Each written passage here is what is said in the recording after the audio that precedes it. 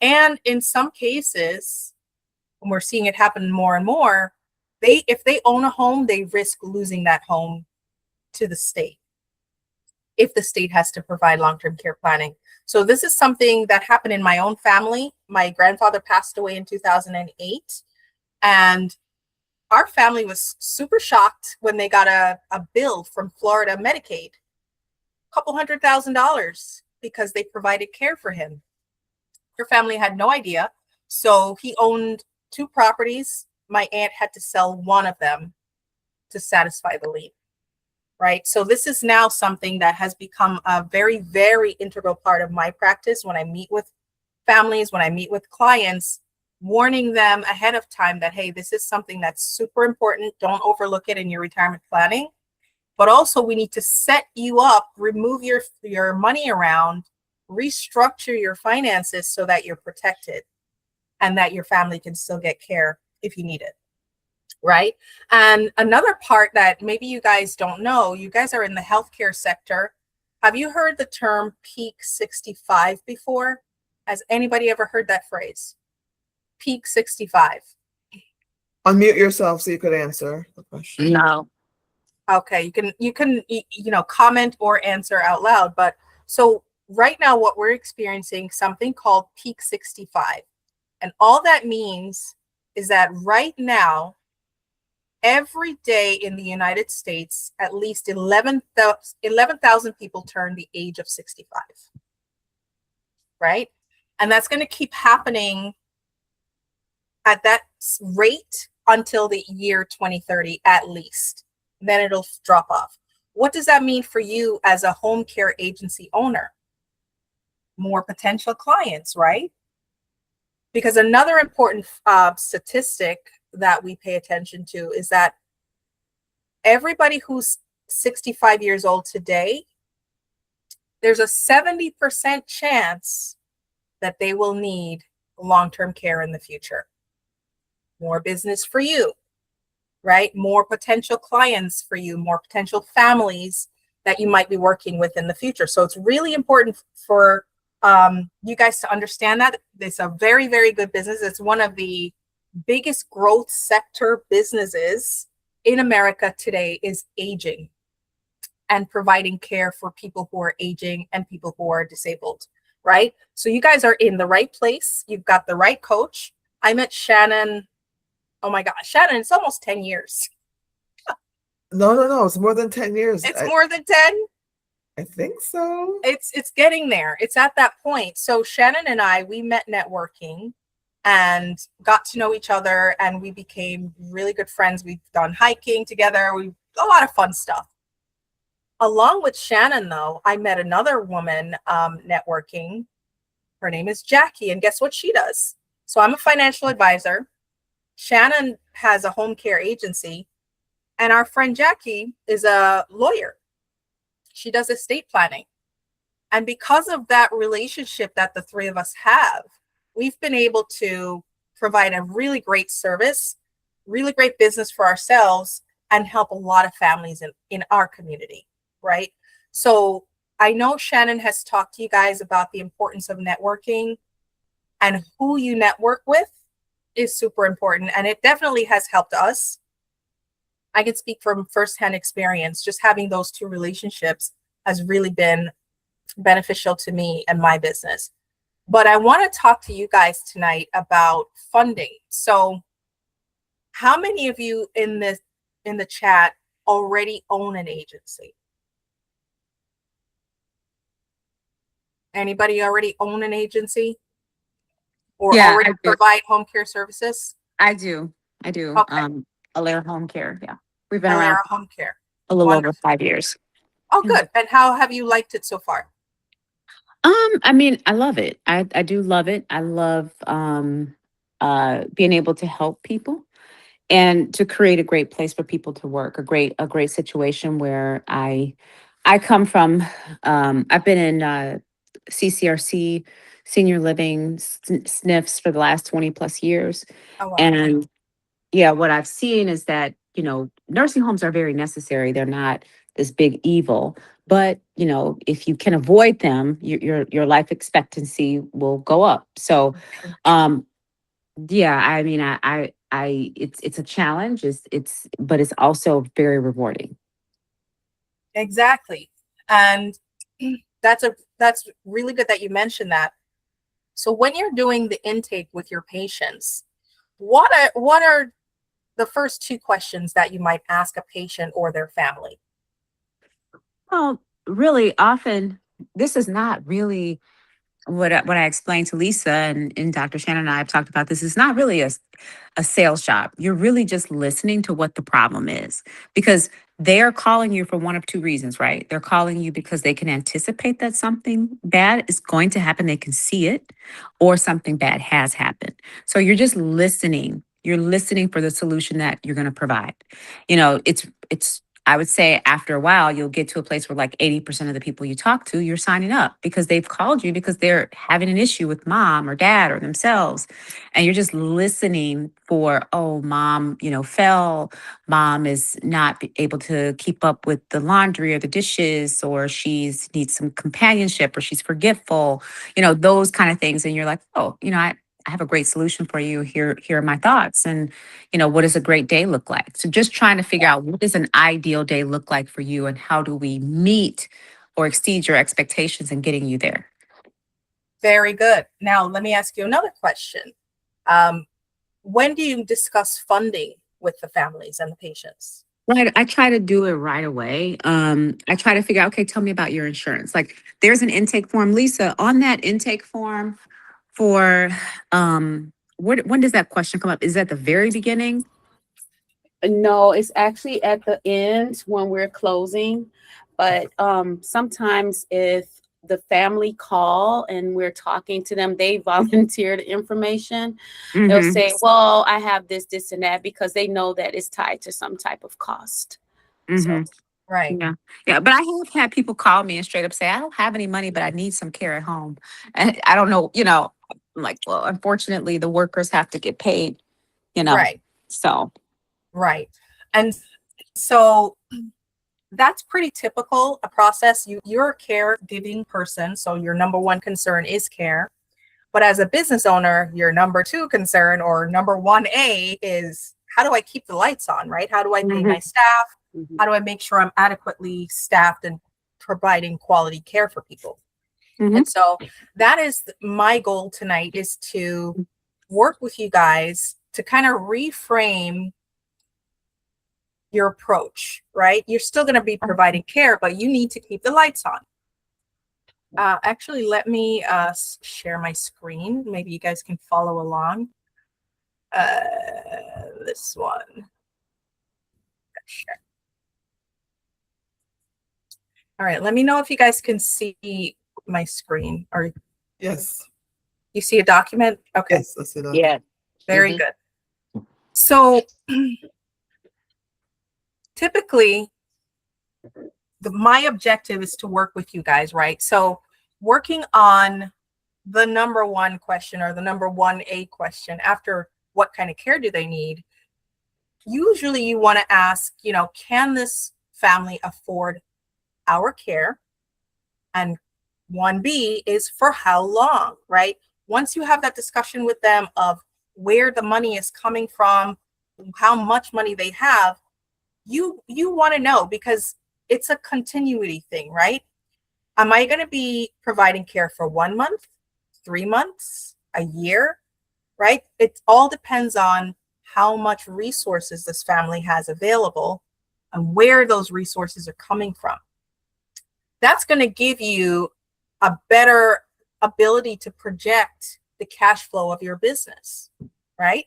A better question would be, what sources or resources does this family have available to fund their care, and what other funding sources might they qualify for, right? So they might come in as self-pay because it's an emergency, they need to fork over the cash to get help right now. But when the money runs out, where are you going to get the funding to pay for the care, to keep your lights on, right? So I want to help us transition from a home health agency that is focused on a reactive billing mindset where you provide the care and figure out where the money is going to come from. I want to reframe that to a proactive care funding conversation that you can have upfront or very early in the process, right? And because we need agencies to change your mindset, because it's going to put you in a position to have a more to have the direct pay conversation, right? For long-term care, what are your concerns? They're going to stretch beyond the care to cash flow, clinical liability, and it's going to help you talk to families that are already emotionally volatile, right? The cash flow, everybody understands that if I don't have enough money coming in, I can't pay my bills, I can't pay my staff, I can't provide adequate care. Clinical liability, if somebody comes in and they say, based on the level of care that mom needs today, we need somebody 4 hours a day, 5 days a week. So that's $3,000, right? That's our budget. But then something happens to mom next month, and now she needs way more care. Is the money going to run out in 30 days, or is it going to be enough to last them for 6 months, right? You need to have a clear understanding of that as early in the process as possible so that you can plan as a business owner, right? So here are some risk factors. What are the risk factors to an agency owner when you're not clear about the funding that a family has? So one risk is called the rate of care escalation. I kind of mentioned it just now. Mom comes in, she only needs a few hours a day. That is going to cost $3,000 a month. Then something happens, right? She falls down, she breaks a hip, and now she needs care that costs $15,000 a month, right? How are you going to reconcile that based on the existing source of funds that they had at the beginning? What are you going to do? Then we have the spend down horizon, right? Where some families have a little extra income and a few assets set aside that they're using to pay for care. And they have to spend it down in order to qualify for Medicaid long-term care, right? So now they're spending all their assets down. You don't know how long that's going to take unless you had that conversation ahead of time, right? Is it going to be 3 months? Is it going to be 6 months? Is it going to be 30 days? Right? Knowing ahead of time will help you manage your cash flow. And then the third risk is when the family overcommits, because now we're in a state of crisis, right? Mom is coming out of the rehab center. She's got 3 adult children. They all live in different places. Nobody's available to provide care. Mom is now a widow. The husband isn't around.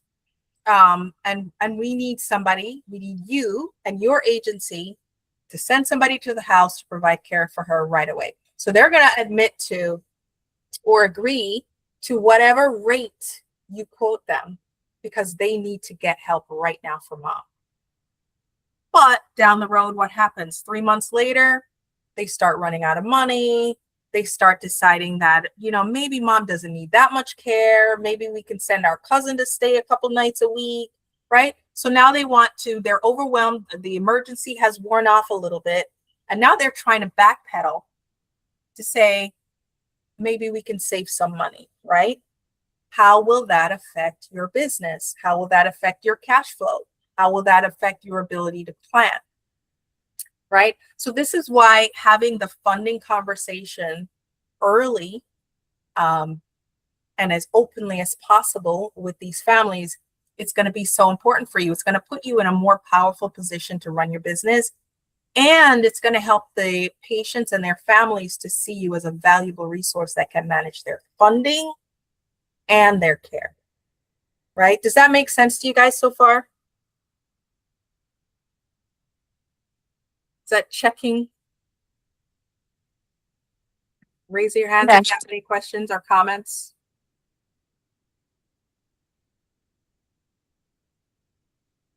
All right, so I'll move on. So having said that, when you're having these conversations, when you do your regular intake now, what are some of the sources of income that you ask about or that the family might volunteer? Let's get some hands raised. Let's get some engagement, guys.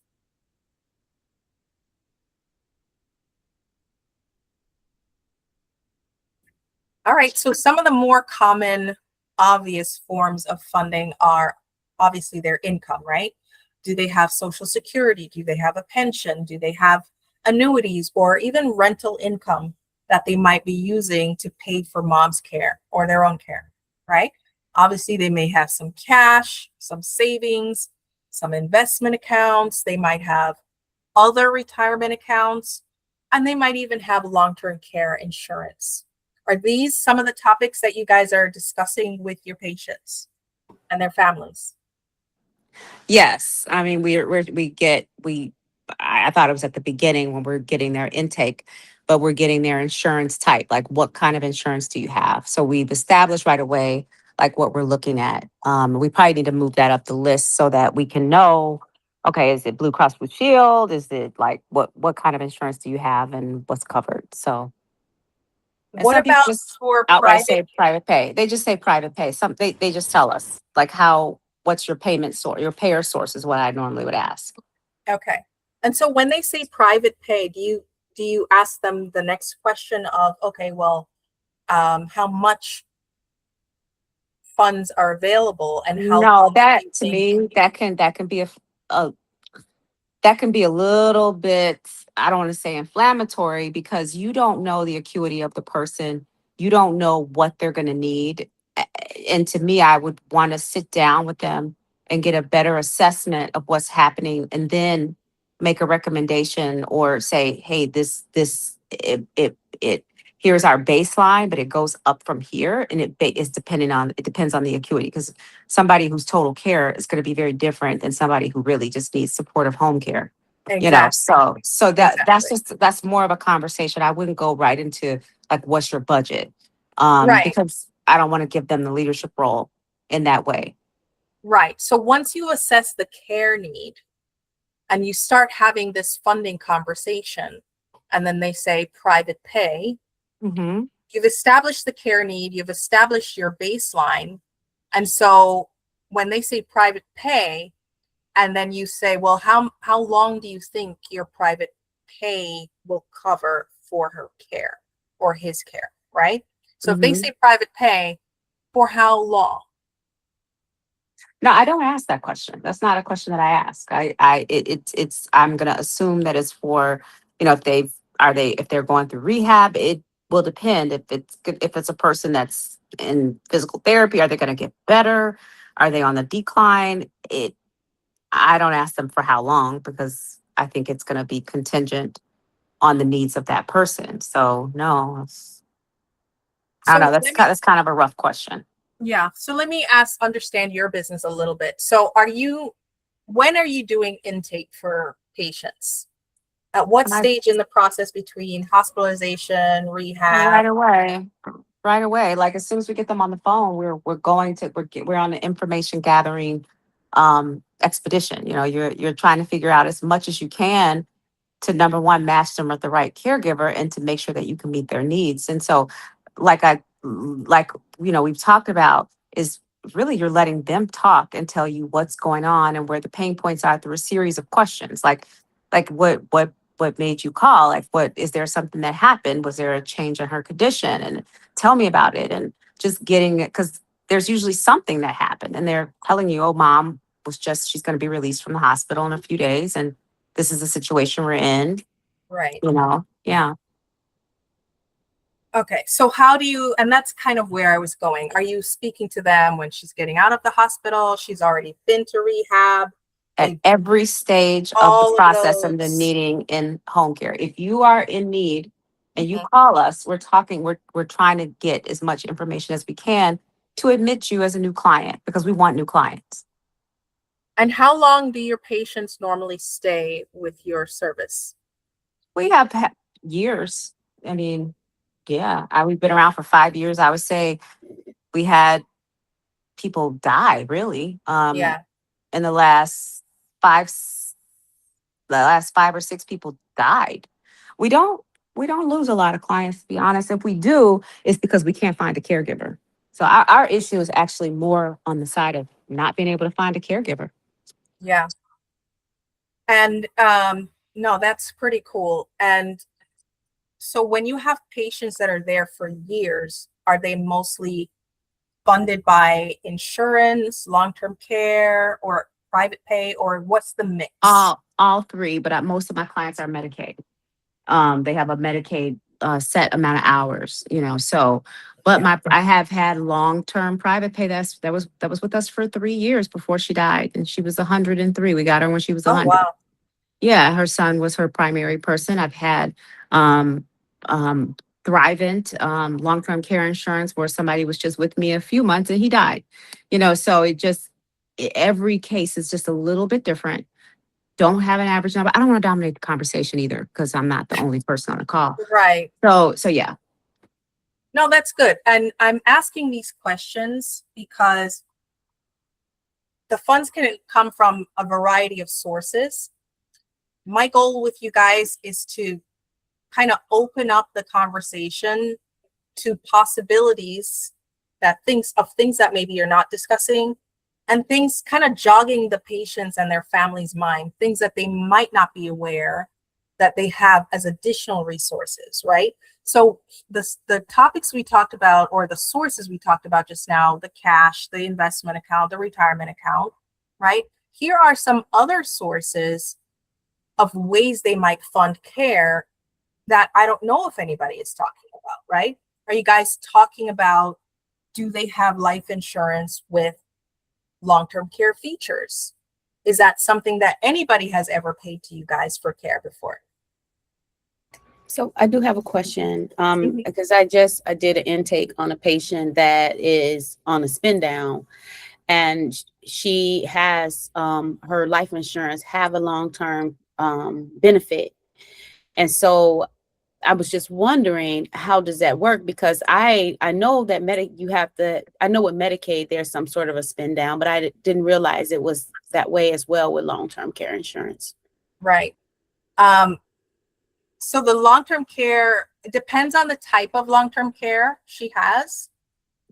If she has a straight up long-term care, most of those are what they call reimbursement. So first you provide the care, and then the family has to show receipts to the long-term care insurance company. And then they make a reimbursement of what they think is qualified care, right? They also have waiting periods and things like that. With the life insurance, typically it's an indemnity type, right? They basically just say, hey, mom needs care. We want to exercise this rider on her policy. And the insurance company, they don't really, as long as they certify that she does need long-term care and they get a doctor's letter, they basically said, well, you have X amount of dollars available in this policy. How much do you need this month or this year? And they cut you a check, right? So now the family has a lump sum of money, either a one-time lump sum or a monthly payout that they can then use to pay for your care. So it's called life insurance with living benefits. And they also have certain types of annuities that have the same kind of benefit, right? Does that answer your question, Tamara? I didn't have a question. Elisa, Yeah. that was me. Lisa, I'm Lisa asked sorry. the question. I No, that's understand okay. it. Yes, Um, I have run into that, where they have that built into their life insurance policy. Yeah. Yeah. And Elisa, did that answer your question? No, because I'm trying to understand, why would they be on a spin down if they have a long-term care insurance? Yeah, that's really a very good question, because they're kind of cross purposes. Mhm. Like, you wouldn't be on a spend down. I don't know who their advisor might be, but you wouldn't be doing them both. You'd be doing Right, because the other. it was mentioned to me that they had a nice savings, and they weren't able to tap into their benefits until their savings was lower. The only thing I can think of is if they applied out of order, right? So maybe they went to apply for Medicaid before they accessed the funds and Medicaid discovered the funds were there, right? So now they have to spend whatever they have on their own care. Okay. So then that's Medicaid. That's not a long-term care insurance though, right? So it's both. So Medicaid, are you guys familiar with what Medicaid calls a 5-year look back? No. Yes. Yes, I am. Okay. Okay, so let me share a little bit about that. So it's called a 5-year look back period, and it's only with Medicaid long-term care, not for regular Medicaid. And what they do is an elderly person presents and they say, hey, we need, mom fell down, broke her hip, yada, yada, right? They start doing a whole financial audit of this person's money for the last 5 years. Did mom transfer the house into her daughter's name? Did mom give money to her grandson for college? Did mom, put so-and-so on her bank account as co-owner, right? They look at all of those things, any ways that you might have tried to move money out of your name to qualify for Medicaid. And if they discover that you have more assets than their guidelines allow, or you moved money, they basically make you spend your money first to impoverish yourself. And then you can reapply when your assets and your income are low enough. Then you can reapply, and then maybe they give you the benefit at that time, right? So this is why it's important to plan ahead, because if you plan ahead, then you can avoid some of those things, right? But generally speaking, if you're doing advanced planning and you have a life insurance or an annuity with living benefits, most of the time they provide that benefit for a 5-year period specifically for that, right? And so that will cover the 5-year look back, so that maybe you can set up your trust, and maybe you can, spend down certain of your assets and use others for later. There's a lot of things that you can do to protect the family assets so that you're spending them on what you need personally and to keep paying your bills at home, and not necessarily paying it down for the state, right? So there's a lot of planning that people can do. But if you don't plan ahead, then you wind up in a situation like that, where you wind up spending your assets plus your life insurance and then go for Medicaid. Some other ways that, or some other sources of funding for care, VA benefits. VA have some really, really good benefits for long-term care, very similar to Medicaid. But if you're a veteran, you would take the VA benefits. They're a little bit better, and you wouldn't qualify for both anyway. It's one or the other typically. And then, of course, I'm sure you guys are already familiar with what Medicare skilled nursing covers versus Medicaid custodial care, right? And then, of course, the spouse, right? The one person might come in and need care based on their own assets, but maybe the spouse has businesses or other assets somewhere. Our goal, or my goal when I'm working with clients, is to make sure that the family isn't put in a position where they're spending all of the money on one spouse and then not leaving anything for the other spouse to retire on, right? Which is a very, very big deal. And then, of course, we look at other family resources and any existing trust funds or legal arrangements that these families might have to set aside for care. That's basically the end of our talk for today, guys. Let me hear any questions or comments that you guys might have. I do have a question. So your recommendation is to, okay, somebody's calling you, their mom needs care, is to ask them, rather than state your price, is to ask them what their budget is? No, not at all. It's not to, first of all, your path of doing the intake based on their care needs first is a priority. Obviously, you need to do that. Once you assess their care needs and you know what your baseline is, the next conversation you want to have with them is, hey, let's figure out what resources you guys have available to pay for this care. And let's kind of figure out how long those resources might last to pay for Okay. it. That's the conversation. And that can segue into like, okay, from the person that's doing the spin down, for example. Okay. Yeah. And we can do that after a nurse assesses the situation. That's a great way to say, hey, our nurse has now assessed it and this is what we're recommending. We're going to do whatever you want us to do, but this is what you really need. So, Right. And what happens with a lot of families, I don't know if I see it in my work, but I don't know how it presents in your work. When you're working with families, right, they might not know everything about their loved one's finances, right? They might know, hey, I think mom has a pension and I know she gets Social Security, but they might not know that she also bought a life insurance with living benefits policy 20 years ago, or the patient might have forgotten, right? They know they have the life insurance, but they don't remember that it has this benefit in it that could help them pay for care, right? yeah. So, And we've called to verify benefits. So that's yeah, another thing we can offer to just say, hey, we can also contact any life insurance policies she has to see if she has any living benefits. That's another thing we might want to add, Lisa. right.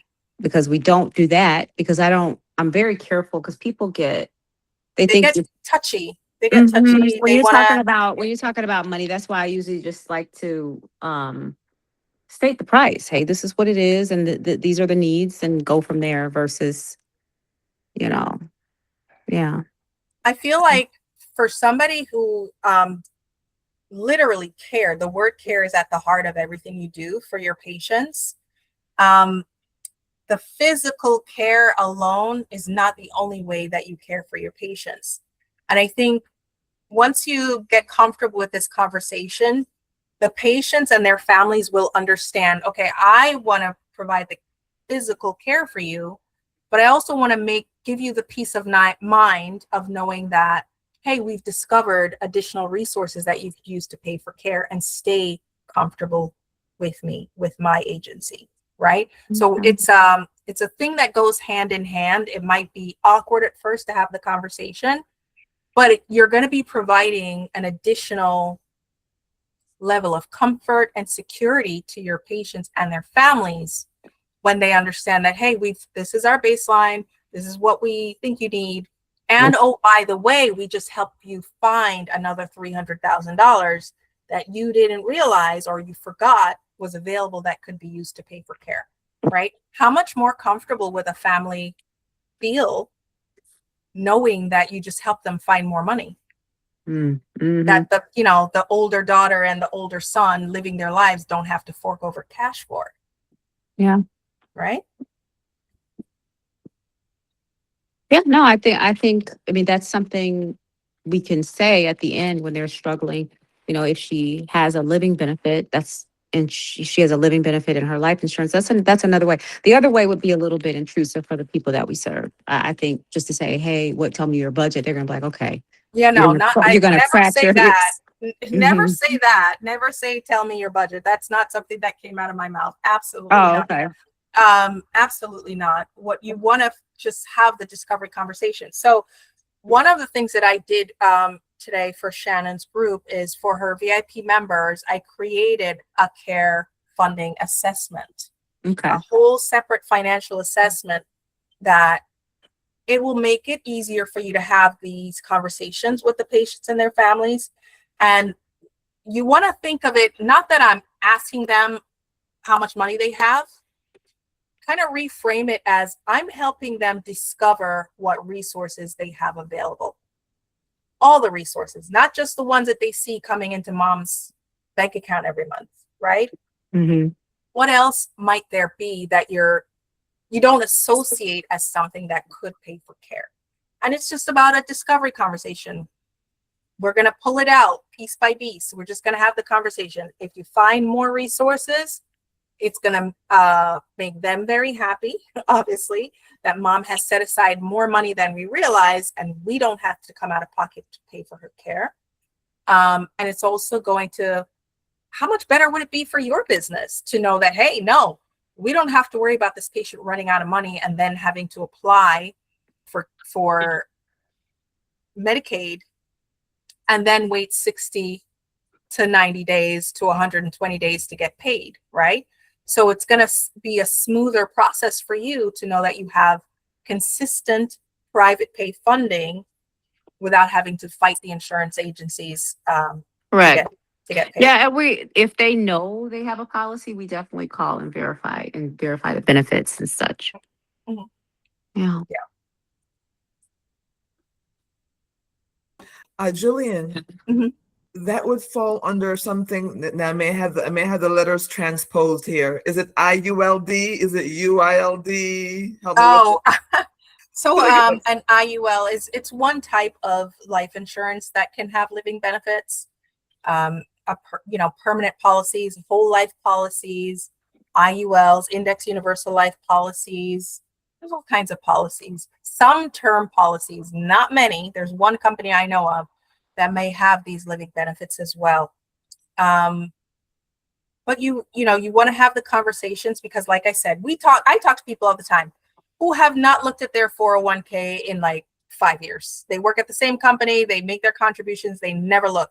They don't even remember whose name is listed as the beneficiary on their 401ks, right? So how is it then you get an 80-year-old person, might have been married twice, remarried, they don't remember who's listed on their retirement accounts, on their pensions, on their life insurance, on their annuities, right? And they don't even remember all of the benefits. They might remember I have a life insurance for X amount, but they don't remember that, oh, by the way, if I get Alzheimer's, if I break my hip, some of the crazy chronic illness happens, I can tap into the life insurance for those reasons, right? So we're helping them kind of rediscover assets that they might have forgotten about, or benefits that they didn't think to use for long-term care. So it's just a conversation. We're helping you remember, we're helping you like sift through to find the needle in the haystack so that you can increase your chances of having more private pay. It's a good idea. Yeah. That's a really good idea because some people may not know about these living benefits because I know about them because I've used them, so yeah. Right. Yeah. All right, guys, we're about to wrap this up. Any more questions? I was just about to say, I've had to call you to ask you what's on my policy. I'm like, what's on my policy? I don't remember. Is that on my policy? So, Exactly. Yeah. All right, guys. So Shannon has the, somebody was going to say something. Thank you so much for that presentation. We appreciate that. So my question is, what is the like when you have policies and procedure, right? Is it different from your SOP? Policies and procedures to run your Yeah. agency?